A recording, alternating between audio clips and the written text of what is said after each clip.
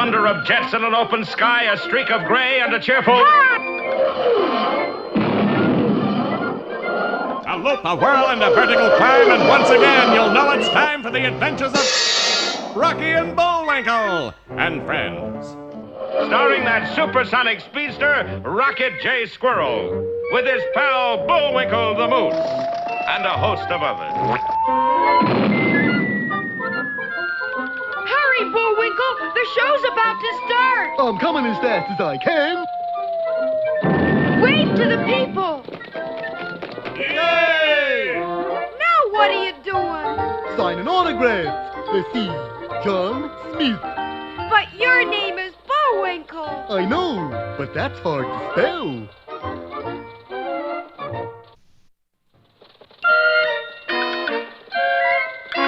We're gonna have a lot of fun!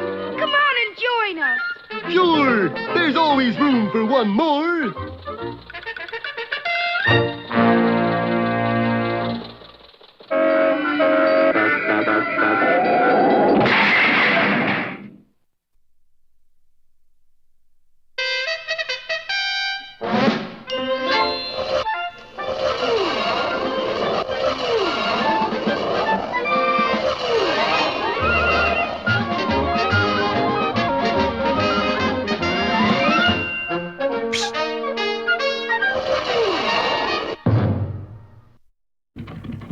Well, our heroes are really up in the air this time. Searching for mooseberries, a secret ingredient for their rocket fuel formula, they wound up on board a plane piloted by Boris Badenov. His partner, Natasha, fastened them into their seats with one-way belts and then bailed out. In the pilot's compartment, Boris gleefully smashed all the instruments, threw out the steering wheel, and prepared to follow Natasha. I hate to leave a place that holds such pleasant memories. But at that moment, the damaged radio crackled and a voice said, Calling Boris Badenov, this is Central Control. You reading me? Yes, fearless leader. Plans are changed. Moose must finish finding formula. Do not, repeat, do not kill Moose. Make up your mind. What was that? I said yes, fearless leader. and Boris dashed back into the cabin just as all three engines conked out. Hey, Captain, give us a hand here. Well, something seems to be the trouble. Get us out of these belts. They're stuck. Of course. How come the engine stopped? Oh, because we're going to land. Well, how come we're landing? Because the engine stopped, you nice little chap. We better jump for it. Right, Rocky, let's go! Wait! No, Bullwinkle, I can glide down, but you need a parachute. I knew I was forgetting something. Moose has got to be saved. Here, take mine. Wouldn't think of it. Take it. I insist. Well, thanks. Come on, Bullwinkle. You're sure you don't need it? No, we got lots of others that I just threw overboard. Oh, Boris, why didn't you become violinist like Mama wanted? And while our heroes floated earthward, the plane bearing Boris sank lower and lower. And finally came to rest on a tall tree. The tree was already occupied. Oh, there you are, darling. I thought you'd never get here. Me too. Hello up there. You all right, Ace? Certainly, we always land this way. It saves wear and tear on the wheels. A short time later, after our boys had rescued the two spies from their precarious perch, Ace, I think you and Miss Callahan better head back for town while Bullwinkle and I push on to... To where? Never mind. He's just a little too curious to suit me, Bullwinkle. Curious? He's downright odd. Quickly, Natasha, we must follow them. and the two spies began trailing our boys through the woods. Let's see now. As I remember, Mooseberry Island is right this way.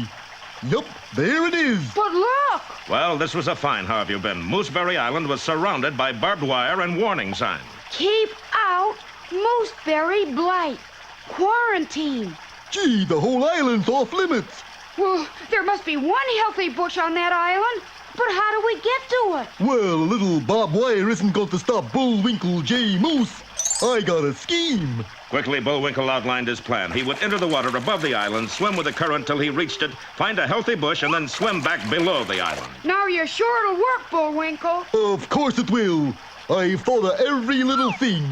Except one. What's that? I can't swim!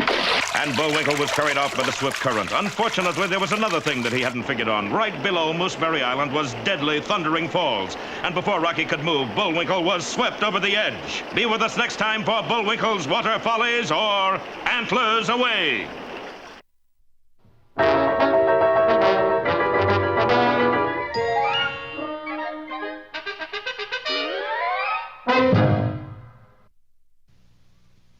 And now it's time. Time for that jolly juggler, Bullwinkle. Oh, dear. 3 at once. 1, 2, And now here's a feature you're sure to like. 3.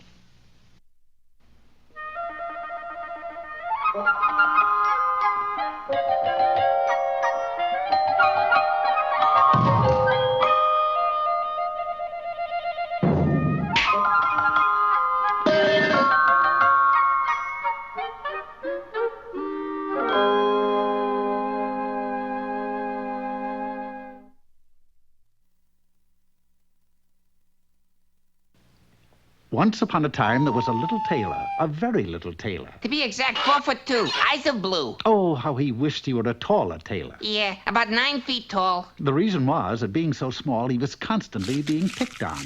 When he ate his lunch, even the flies ganged up on him, 7 at once. Stop that buzzing! I can't even hear myself eat. But the flies kept on buzzing until the little tailor could stand it no more, and...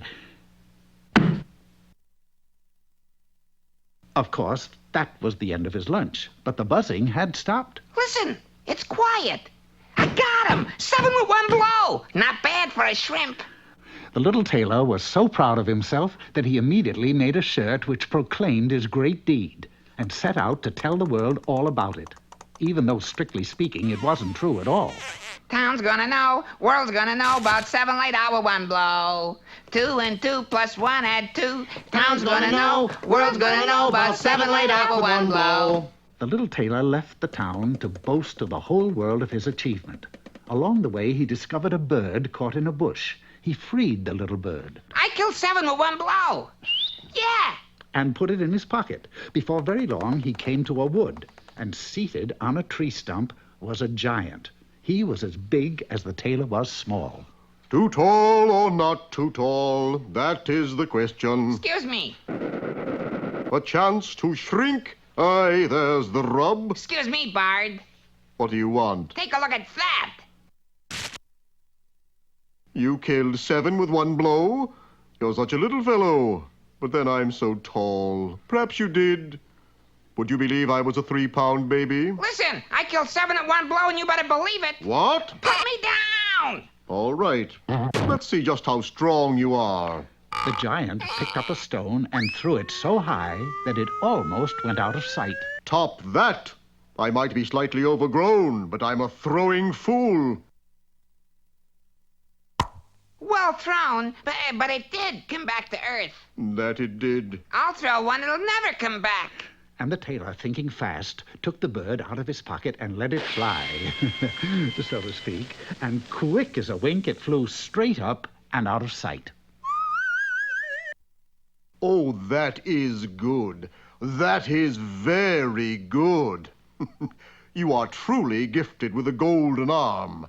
Let us be friends. And so they became fast friends. You know, I have a feeling, Giant. My name is Ralph. Well, I have a feeling, Ralph, that we're going to come to an enchanted castle. And in this castle lives a beautiful princess who will become my bride after I perform 3 tasks. Little tailor, you are out of your mind. But just then an enchanted castle did appear. Oh, dear me. You there in the T-shirt. Stay where you are. I have a task to pick with you. My goodness.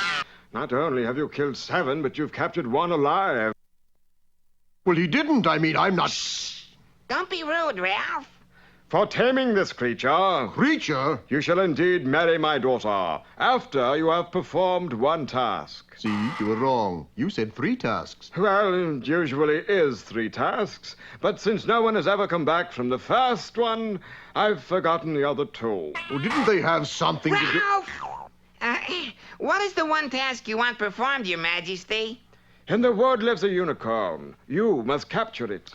So the little tailor and Ralph set out for the wood. They proceeded very quietly. There it is, the unicorn!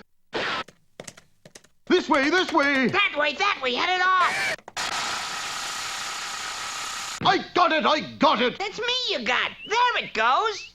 So eventually it was Ralph and not the tailor who caught the unicorn. And do you know what? It wasn't a unicorn at all, but the king's daughter, and the most beautiful princess you ever saw. She was, however, a little tall for the tailor. Would you believe I was a 3-pound baby? And so Ralph and the princess were married and lived happily ever after. Oh, and what happened to the little tailor? Well, he stopped his boasting, he went back to his town and became a very good tailor indeed. Then one day, he met a lovely girl who was also 4 feet 2. Would you believe I was a 16-pound baby? And the little tailor married her and was perfectly happy and content. The motto is, you don't have to be 9 feet tall to feel 9 feet tall.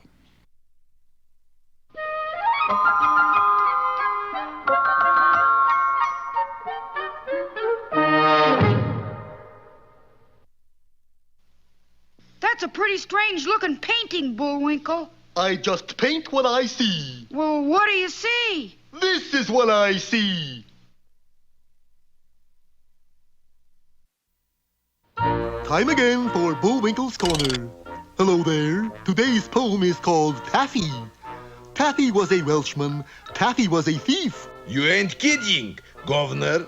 Taffy came to my house and stole a piece of beef. Hey, that's a whole cow. So I'm petting my part a little. I went to Taffy's house. Taffy wasn't home. Taffy went to my house and stole a marrow bone. Marrow bone, that's a whole leg of lamb. I went to Taffy's house. Taffy wasn't in. You can't read? Sign says out. I know you're in there. I can hear you breathing.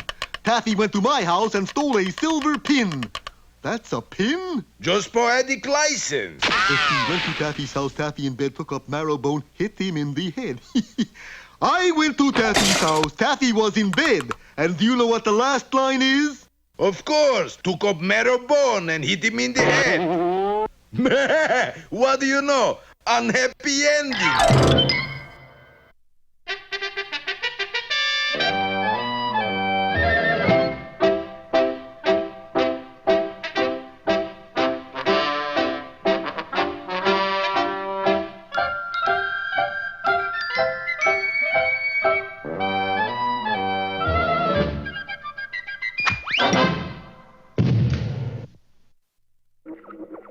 Hello out there. Peabody again. And today we set our sights on the year 1493. The place, Mr. Peabody? Rome, where we'll meet history's most infamous bartender, Lucretia Borgia. In a trice, the Wayback Machine escorted us from my penthouse apartment to the castle of the Lord of Pesaro, Lucretia Borgia's second husband. We found his lordship munching on the leg of a chair. Delicious. Absolutely delicious. Pardon us, Your Grace, but why are you eating that chair? Because I'm hungry. But why the chair? Well, for one thing, it happens to be the only edible piece of furniture in this room. Hey, you see this? Yesterday was a piano. Wouldn't you rather eat a nice, juicy steak? The last person to eat a steak in this castle was Lucretia's first husband. He's dead, you know. We're quite familiar with your wife's reputation. Yeah, one might say she's a poison. But I love her anyway. You realize, of course, what a diet of furniture can lead to. Probably a divorce. But as long as my wife handles food and drinks, I must abstain from normal eating habits. Either of you care for a caster? Thank you, no. Yes, I only wish there was someone who could have helped me. There is. Who? Mr. Peabody. He can do anything. Sherman is prejudiced, Your Grace. Prejudiced, but absolutely correct. That night we joined his lordship at dinner. Hey, Lucretia, she's gonna be down in a minute. Remember, if you value your life, don't eat or drink. By the way, do either of you carry a Blue Cross? Before we could answer, the door swung wide, and there stood Lucretia. It had to be her. She was carrying a decanter of hemlock. Good evening, dear husband. Ah, I see we have guests. Yes, my love. How nice. Gentlemen, I propose a toast. To your health. Without raising suspicion, we managed to empty our glasses in a nearby plant. A nearby dead plant. I hope you enjoyed the meal. I prepared it myself. Oh, what happened to the cook? Stomach trouble. As usual, you done it again, Lucretia. This food looks delicious. You may find it needs a dash of salt. Oh, yes, salt. A-R-S-E-N-I-C, salt. Lucretia's constitution must have been an iron one. Her food disappeared rapidly. So did ours, from our plates to the floor. Ah, that hit the spot. Would anyone care for a cigar? Well, yes, I think I... Shh. She soaks them. Darling, why you don't take our guests out for a stroll in the night air? It might help you to clear up your headaches. I don't got a headache. And not yet, you don't. Atop a parapet, we discussed the recent ordeal. You see? Hemlock, arsenic, that food was loaded. If I were you, your lordship, I'd leave her. I can't. I love her too much. Besides, this poison thing is just a hobby. I have an idea. One that will allow you to eat and drink quite freely. We adjourned to the castle basement where Lucretia had her own chemistry lab. Look around you. The greatest collection of poisons in the entire world. With Sherman and his lordship assisting, we collected samples. Finally, I began my experiment. 2 drops of wood alcohol, a dash of belladonna, Paris green for color. There we are, done. It looks delicious. What is it? This glass contains a minute amount of every poison known to man. And to Lucretia? And to Lucretia. By drinking this, you will build up a lifetime immunity. No matter what poison your wife administers, your system will have become adjusted to it. All right. He is looking at you, I hope. Congratulations, your lordship. You are now immune to poison. From that moment on, his married life changed to one of complete rapture. You cooking something, my dear? Yes, my love. A cake for your birthday. Not enough strychnine. You know I like my strychnine. Oh, sorry, my pet. I keep forgetting. Well, Sherman, I think our visit has ended. There's just one thing, Mr. Peabody. And that is? The servants around here. They're not immune to Lucretia's poison. True, but if you'll notice, they go about the castle wearing a plaster patch over their mouths. That way they don't eat, drink, or speak. In fact, Sherman, this may surprise you, but that's how the silent butler came to be.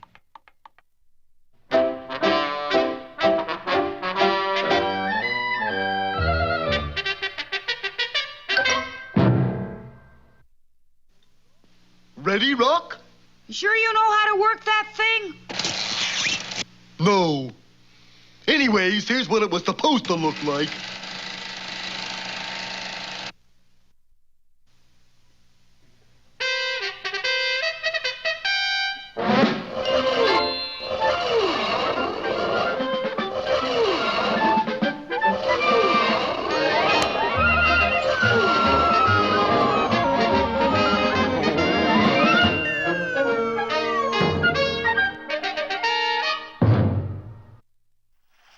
Well, disaster has dogged the footsteps of our heroes in their search for mooseberries, the missing ingredient for their rocket fuel. First of all, they found that the one mooseberry bush was strictly off limits due to the mooseberry blight.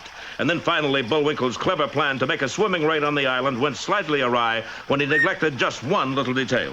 I can't swim! A moment later, Bullwinkle had disappeared over thundering falls. Bullwinkle! As Rocky raced toward the falls, those sly spies, Boris and Natasha, watched from a distance. Is moose kaput, darling? No. Look there. He's caught in bush. Not for long. Do we try to save him or let him go? Which was last orders from headquarters? You took message, darling. But they sent so many.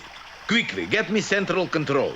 But while Boris and Natasha tried to get their orders on whether or not to go to Bullwinkle's aid, the intrepid squirrel was already high in a tree next to the falls, carrying a long rope which he tied to a tree limb. Bullwinkle, can you hear me? I can hear you, but I can't see you. I'm up in this tree. You sure picked a fine time for sightseeing. No, wait. I'm going to glide down with a rope. Okay. And the plucky squirrel, trailing the rope behind him, launched himself into space.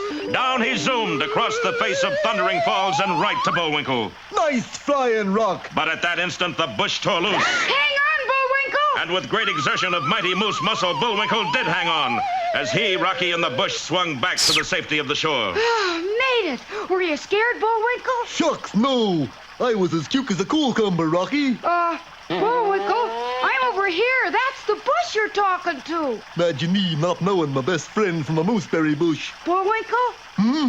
Say that again. All right. No, before that. You said this was a... Just a mooseberry. Mooseberry! Bullwinkle, you did it! You found the last available mooseberry bush in the country. Just my keen eyeballs, I guess. Meanwhile, the two spies had just contacted their superiors overseas. I tell you, I sent whole tank full of rocket fuel by submarine to main seaport. Well, now it's missing. The tank or the rocket fuel? The seaport. Oh, so now I kill moose, right? No, you idiot. Get the formula and return home. We got special reception planned for you. Okay, over and out.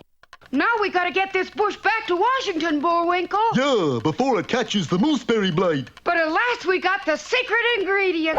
Secret ingredient? Come on, Rocky, let's start hiking. Hold on there, gentlemen. Who are you? Special Agent, FPI. You mean FBI? No, FPI, Federal Plant Inspector.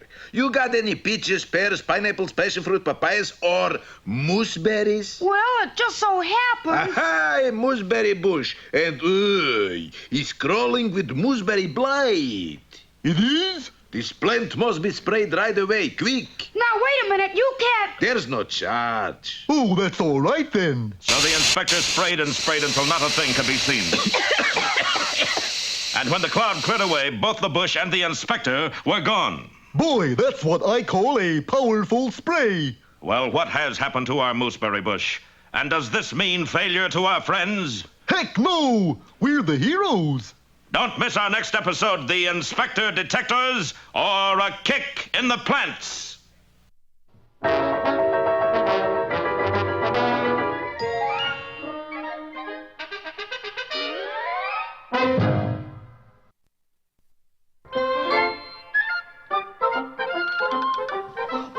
it looks as if our time has just about run out. Just enough left to tell him who the sponsor was. You got the credits, Bullwinkle? All on this itty-bitty card. Oop.